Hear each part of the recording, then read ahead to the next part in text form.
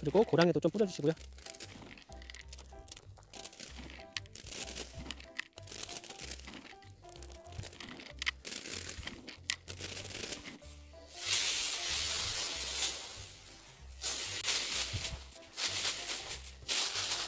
마늘에 1차 추비를 준 지 지금 2주가 되었습니다. 마늘이 누랬던 것들이 날씨가 따뜻해지고 비가 오면서 파릇파릇하게 아주 굵어졌습니다.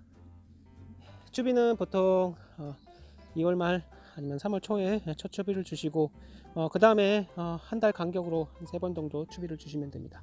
오늘은 마늘 이런 것들 작물 추비를 주실 때 속효성 비료와 지효성 비료를 한번 설명드리면서 오늘은 얼마 전에 속효성 비료를 줬기 때문에 오늘은 지효성 비료를 줘보도록 하겠습니다.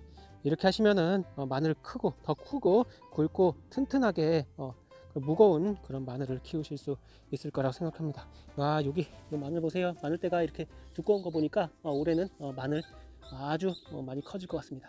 안녕하세요, 선비지의 제주농부입니다. 제주도는 좀 따뜻해서 추비를 일찍 주었습니다. 남부지방은 2월 중순에서 말 정도에 주고요. 그리고 그 외지방은 3월 초 정도에 추비를 주시면 될 것 같습니다. 날이 푹해졌죠? 푹해졌으니까 이 시기에는 부직포를 걷어내고 추비를 주시면 됩니다. 비 오기 전에 주시면 좋고요. 오늘은 오늘 저녁에 비가 온다고 한동안 비 소식이 없어서 오늘 제가 추가 추비를 주려고 합니다.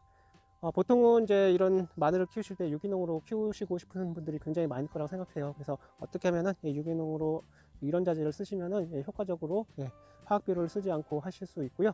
그리고 화학비료를 쓰면서 그 중간에 이제 지효성 비료라고 하는 것이 있습니다.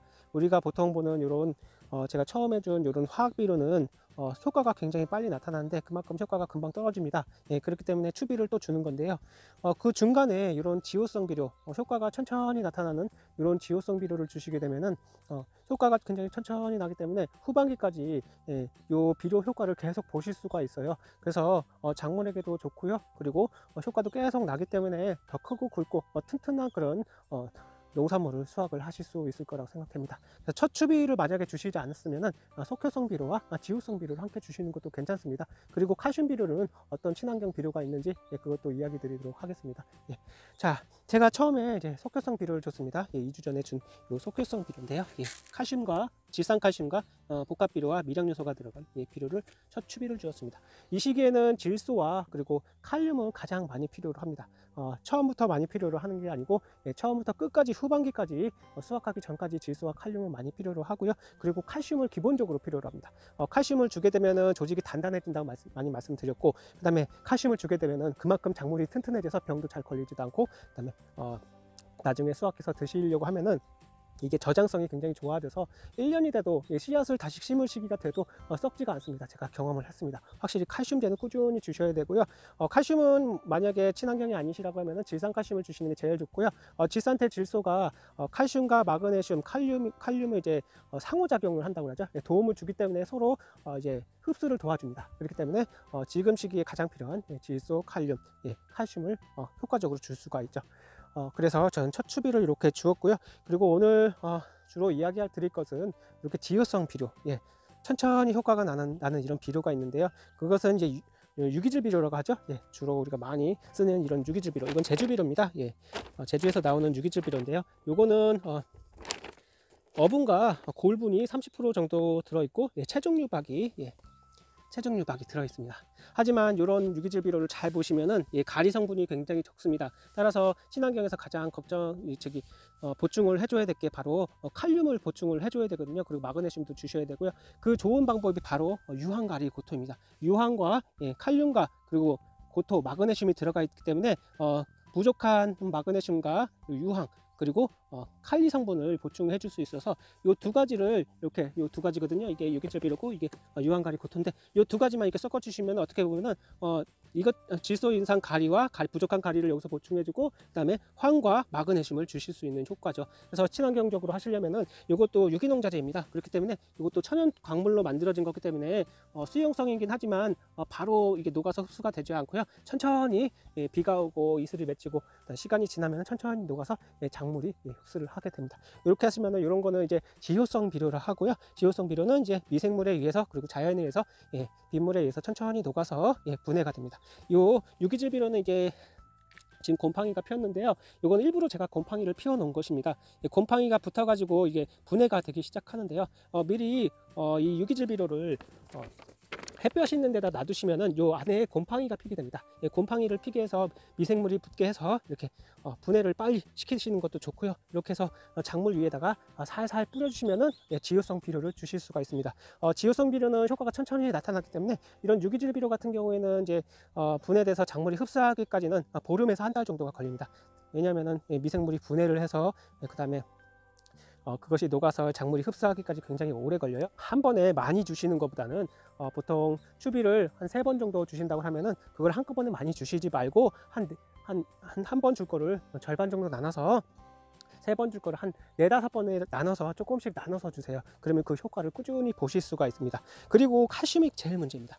칼슘을 공급해야 되는데 그렇다고 화학 비료를 주기는 싫고, 이 마늘 같은 경우에는 칼슘을 많이 요구를 하기 때문에 초반부터 칼슘을 주시는 게 제일 중요한데요.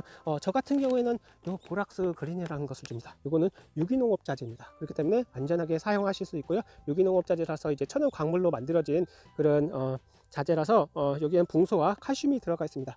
원래는 밑거름으로 쓰셔야 되는데 물에 워낙 잘 녹기 때문에 비 오기 전에 살살 뿌려주던가 아니면 이거 뿌리시고 물만 살짝 주시면 금방 녹아버립니다. 저 같은 경우에는 쌀뜨물이랑 설탕 이런 것을 이용해서 발효를 시켜서 녹여서 주게 됩니다. 한 이틀 정도 따뜻한 곳에 놓으면 그게 이제 팽창한 페트병이 팽창하면서 이제 발효가 되는데, 이렇게 발효해서 이제 작물에게 물조루로 뿌려주셔도 되고요. 아니면 비 오기 전에 주셔도 됩니다. 이렇게 요 3가지만 이게 보락스 그리는데 요 3가지만 이렇게 주시면 되고요. 대신에 칼슘은 다른 자재들과 좀 한 열흘에서 보름 정도 간격으로 좀 띄어서 주세요. 이게 칼슘이 다른 그 비료 성분들과 붙어서 기랑 작용을 할 수 있기 때문에 기랑을 좀 피하기 위해서는 칼슘은 먼저 다른 추비를 주실 때 이런 유기질 비료와 그 다음에 칼륨 비료를 좀 주시고, 그 다음에 칼슘 비료는 좀 한 열흘 이후에 떨어뜨려서 주시는 게 좋을 것 같습니다. 아니면은 요거 먼저 주시고 그 다음에 요거를 주셔도 되고요. 1차 추비를 주고 2주가 되었길래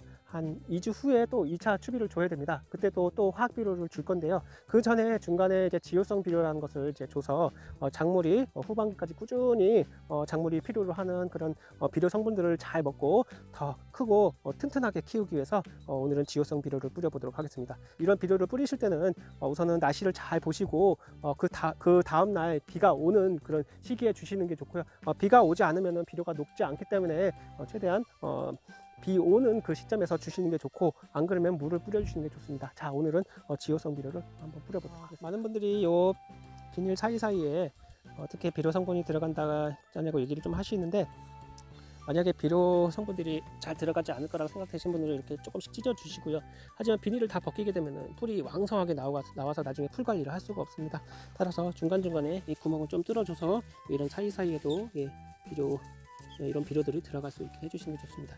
이거는 유기질 비료입니다. 제가 곰팡이를 일부러 피우게 한 거고요.